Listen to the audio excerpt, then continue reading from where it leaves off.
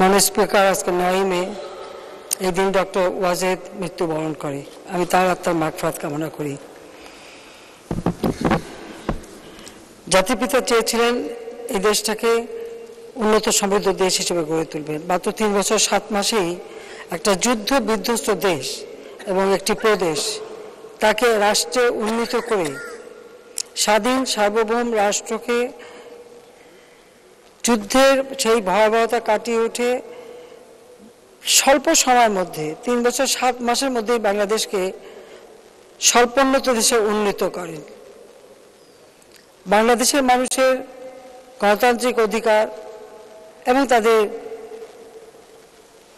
ভাগ্য পরিবর্তনের ব্যাপক কর্মসূচি তিনি হাতে নেন, যা বাস্তবায়িত করতে যদি পারতেন, তা যদি বাস্তবায়িত হতো তাহলে বাংলাদেশ স্বাধীনতার 10 বছরের মধ্যেই উন্নত সমৃদ্ধ সোনার বাংলা হিসেবে গড়ে উঠত। আমাদের দুর্ভাগ্য, 15 আগস্টে জাতির পিতাকে হত্যার পর আমরা দেখেছি এদেশে কি রক্তাক্ত অবস্থা। শুধু যে জাতির পিতাকে হত্যা করেছে তা না, 3রা নভেম্বর ঢাকা কেন্দ্রীয় কারাগারে জাতীয় 4 নেতাকে নির্মমভাবে হত্যা করে। আওয়ামী লীগের অগণিত নেতা কর্মীকে গ্রেপ্তার, তাদের উপর অমানবিক অত্যাচার। সেনাবাহিনীতে একের পর এক কূ হতে থাকে।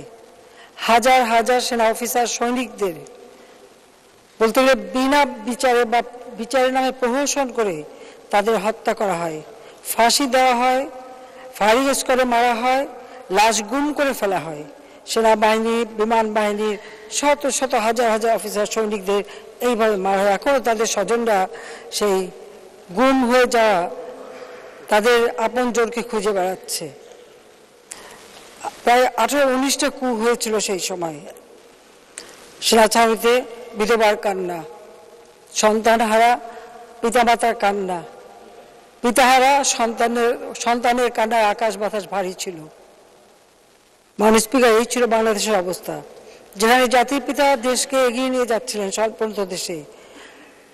সেই 75 সালের ঘটনার পর থেকে যারা ক্ষমতা এসেছিল সংবিধান লঙ্ঘন করে অবৈধভাবে ক্ষমতা দখল করেছিল।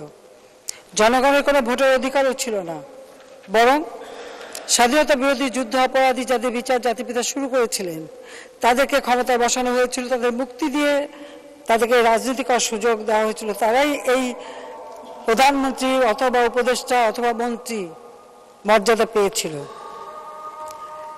জাতির পিতার হত্যাকারী তাদের যাতে বিচার না হয়, ইন্ডেমনিটি অর্ডিন্যান্স দিয়ে বিচারের হাত থেকে তাদের মুক্ত করা হয়েছিল এবং তাদেরকে রাজনীতি করার সুযোগ দেওয়া হয়েছিল, বিভিন্ন বিদেশে চাকরি দিয়ে পুরস্কৃত করা হয়েছিল। সেখানে কোনো আইনের শাসন ছিল না। এই ছিল বাংলাদেশের অবস্থা। আমাদের হাজার হাজার নেতাকর্মী নির্যাতনের শিকার হয়, কতজনকে মেরে লাশ পর্যন্ত গুম করে ফেলে। যে দেশটা এদেশের মানুষ জাতির পিতা বঙ্গবন্ধু শেখ মুজিবুরটাকে সারা দিয়ে অস্ত্র তুলে নিয়ে বিজয় অর্জন করে দেশের মানুষের মাথা উঁচু করেছিল, সেই দেশের মানুষের মাথা হেট হয়ে গিয়েছিল আন্তর্জাতিকভাবে। বাংলাদেশ দুর্ভিক্ষের দেশ, ভিক্ষুকের দেশ, বন্যা খরা প্রাকৃতিক দুর্যোগের দেশ হিসেবে মানুষ চিনতে শুরু করেছিল। সেই বিজয়ী জাতি হিসেবে যে বিশ্ব দরবারে একটা সম্মান, সে সম্মান হারিয়ে গিয়েছিল। মাননীয় স্পিকার, আমার ছোট বোন আমার রেহানা আর আমি বিদেশে ছিলাম, আমার স্বামীর কর্মস্থলে আমরা বেঁচে গিয়েছিলাম, কিন্তু সে বাচ্চা খুব কষ্টের।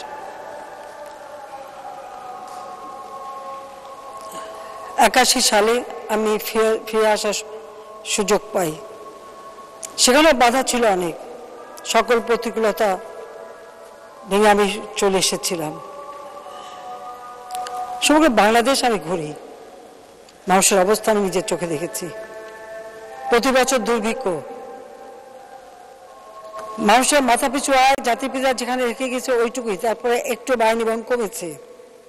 দেশের কোনো উন্নতি তেমন ছিল না। ক্ষমতাসীনরা ক্ষমতার উচ্ছিষ্ট বিলিয়ে কিছু মানুষ এলিট শ্রেণী তৈরি করে, আজকে যে কথায় আসে ঋণ খেলাপি, এই ঋণ খেলাপি কালচার কখন শুরু? ওই জিয়াউর রহমান যখন অবৈধভাবে ক্ষমতা দখল করে ক্ষমতাকে কুক্ষিগত করে, ঠিক সেই থেকেই শুরু, যার ধারাবাহিকতা আমরা দেখেছি এরশাদের আমলে, খালেদা জিয়ার আমলে, এবং সেখান থেকে এখনো পূর্ণ মুক্তি পাওয়া যায়নি। এটাই হলো বাস্তবতা।